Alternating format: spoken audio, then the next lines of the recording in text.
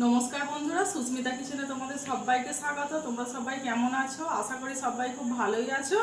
তো আজ আমি 4 রকম মাছের রেসিপি শেয়ার করতে চলেছি।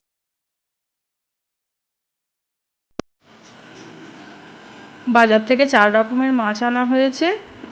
বগুলা মাছ, ভ্যানিস্তারা মাছ, চিংড়ি মাছ আর লটিয়া মাছ। তো আমাদের এখানে এই মাছগুলোর এই নামেই আমরা চিনি। তোমরা কী নামে চেনো কমেন্ট করে জানিও। মাছগুলোকে আমি সব ভালো করে কেটে নিয়েছি।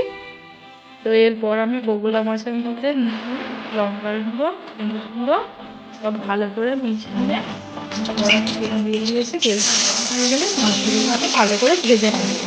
তো মাছগুলো ভালো হয়ে গেছে দিলাম। এরপর কড়ার মধ্যে দিয়ে দিয়েছি তার মধ্যে কাঁচা লঙ্কা আর টমেটো দিয়ে দিলাম, আদা রসুন বাটা ভালো করে দিয়ে নেবো। কষানো হয়ে গেলে এরপর দিয়ে দিলাম একটু আদা বাটা, হলুদ গুঁড়ো, লঙ্কার গুঁড়ো দিয়ে ভালো করে আমি কষিয়ে নেব। কষানো হয়ে যাচ্ছে, দিয়ে দিলাম পরিমাণ মতো জল। জলটা ফুটে উঠলে পর আমি দিয়ে দেবো মাছ দিয়ে। তো মাছগুলো দিয়ে কিছুক্ষণ ভালো করে ফুটিয়ে নিয়ে আমি দিয়ে দেবো স্বাদ মতো নুন। আর দিয়ে দেবো পোস্ত বাটা। দিয়ে আমি ভালো করে নেড়ে নিয়ে রেডি হয়ে গেছে আমার মাছটা। তো বগুলা মাছের ঝাল কমপ্লিট পোস্ত বাটা দিয়ে। এরপর আমি লটিয়া মাছটিতেও নুন হলুদ গুঁড়ো দিয়ে ভালো করে মিশিয়ে নেব। ভালো করে গরম মাছটা ভালো করে আমি এইভাবে ভেজে নেব। তো মাছটা ভেজে নিয়ে আর কিছুটা তেল দিয়ে আমি দিয়ে দিলাম সরু করে কেটে রাখা একটা আলু আর পেঁয়াজ। ভালো করে আলু পেঁয়াজটা ভেজে নিয়ে দিয়ে দিলাম পরিমাণ মতো নুন আর রসুন বাটা দিয়ে ভালো করে আমি কষিয়ে নেব। আর দিয়ে দিলাম টমেটো, আদা বাটা, হলুদ গুঁড়ো, লঙ্কা গুঁড়ো সব দিয়ে একটু পরিমাণ মতো জল দিলাম। দিয়ে ভালো করে আমি কষিয়ে দেবো। কষানো হয়ে গেলে আমি দিয়ে দিলাম ভেজে দেবো মাছটাকেও দিয়ে ভালো করে আমি মিশিয়ে নেবো। আলুটা সিদ্ধ করার জন্য দিয়ে দেবো অল্প একটু জল। তো জলটাকে দিয়ে আমি কিছুক্ষণ দিয়ে চাপা দিয়ে রেখেছিলাম। দেখ আলুটা সিদ্ধ করে দিয়ে দিলাম। আমরা একটা মশলাটা দিয়ে দিয়ে দিচ্ছি। দেখো এখানে আমার রেডি হয়ে গেল আমার তোমার সাথে লক্ষ্মী মাছ।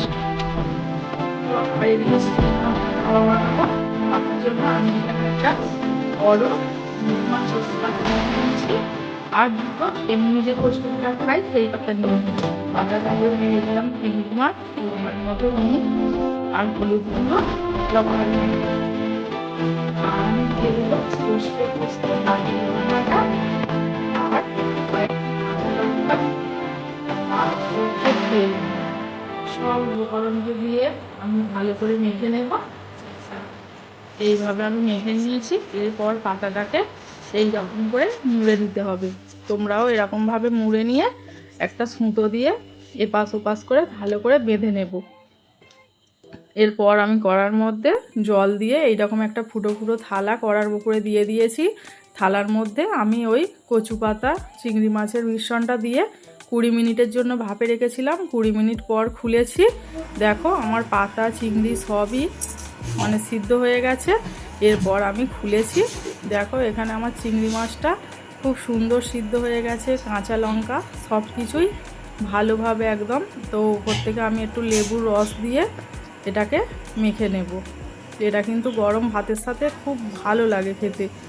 আর এদিকে আমি ভ্যানিস্তারা মাছের জন্য নিয়ে নিয়েছি বেসন, লঙ্কা গুঁড়ো, হলুদ গুঁড়ো, জিরে গুঁড়ো, ধনে গুঁড়ো, নুন। সব উপকরণকে ভালো করে আমি মিশিয়ে একটা ব্যাটার বানিয়ে নেব। আর দিয়ে দিলাম পেঁয়াজ রসুন বাটা।